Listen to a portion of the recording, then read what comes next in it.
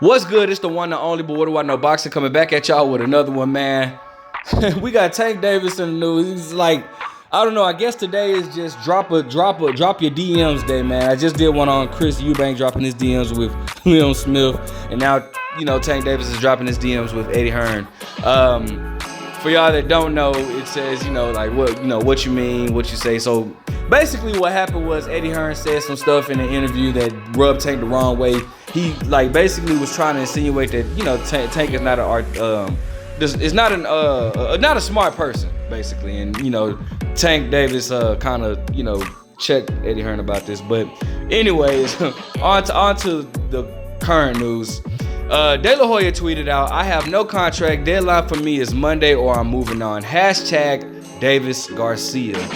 And this just crazy. But anyways, he then also goes to tweet, "PBC fighters who are under a spell must realize they have no legacy. You are just a tool and will never be a legend. # sorry."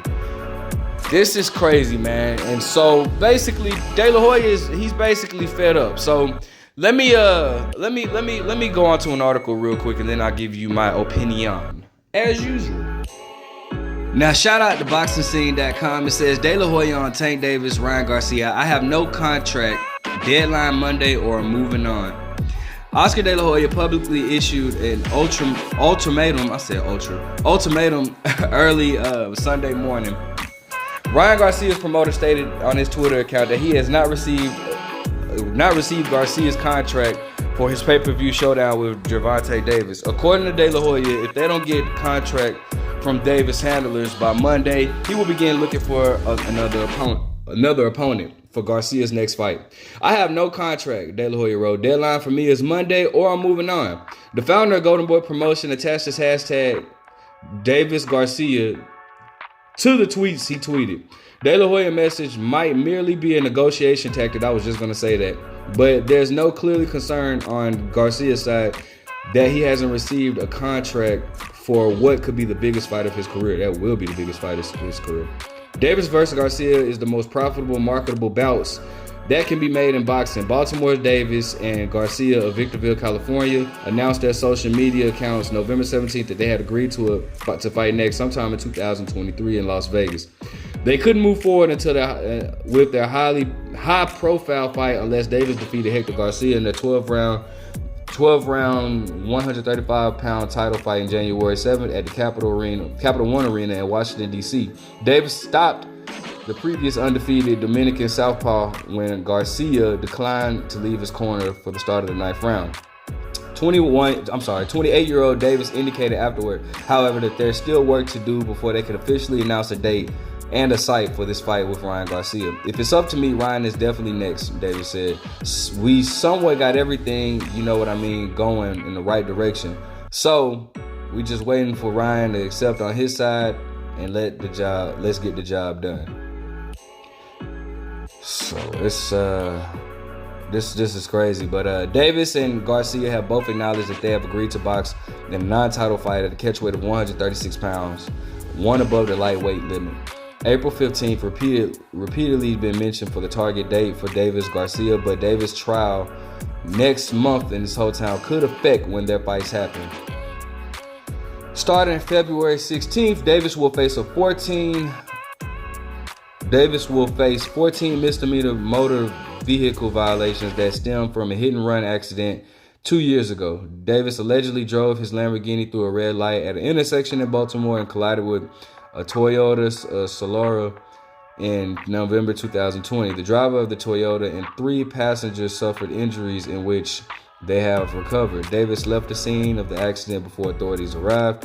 Davis is sentenced to jail time. It would temporarily prevent him from training for his bout with Ryan Garcia. Okay.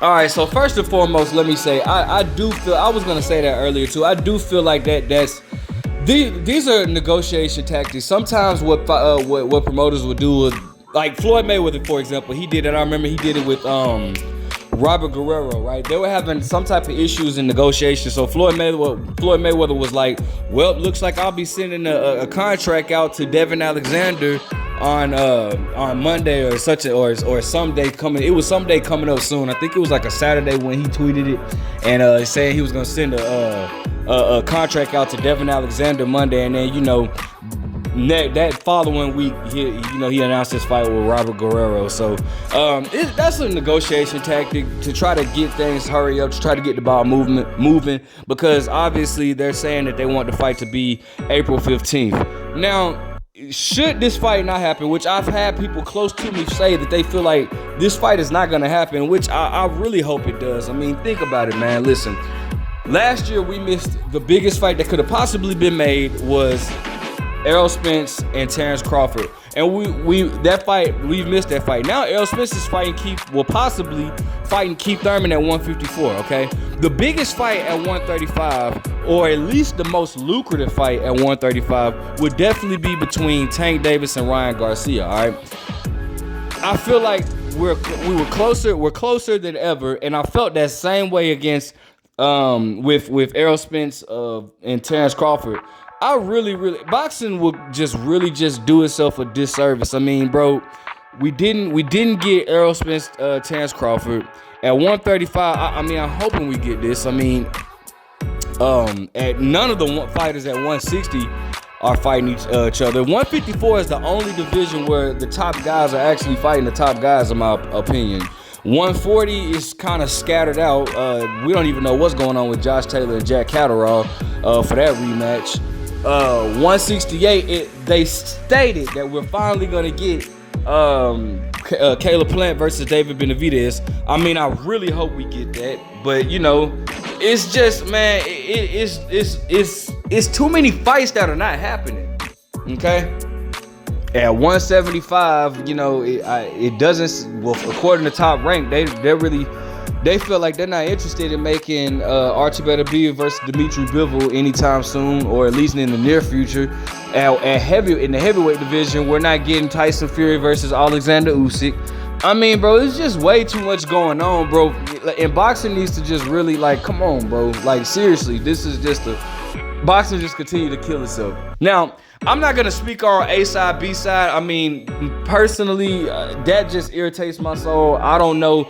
According to Tank Davis, Ryan Garcia agreed to everything.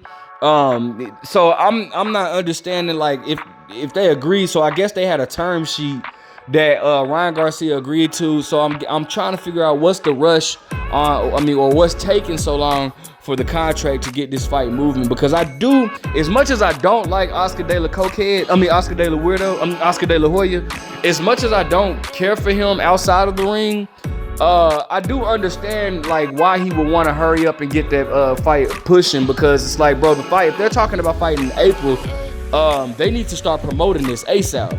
So I can understand what why De La Hoya is saying, hey, bro, we need to go ahead and get the ball moving on this fight. You know what I'm saying? So I'm not understanding what's the hold up.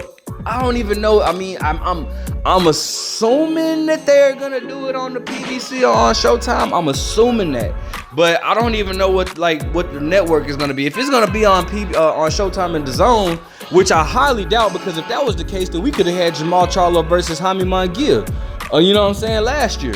So I don't know exactly what's going on, but bro, they need to get the ball moving, man, because I do feel like, yeah, I agree. I mean, like I said, I don't agree with De La Hoya a lot, but they don't got much time. It takes time to promote these fights. So Tank Davis just coming off of a fight 2 weeks ago. It would be good to keep him active. Maybe what's gonna end up happening is, worst case scenario, I'm hoping what doesn't happen, what end up happening is maybe they fight just not in April, maybe they fight in May or June. Worst case scenario, I'll be okay with that.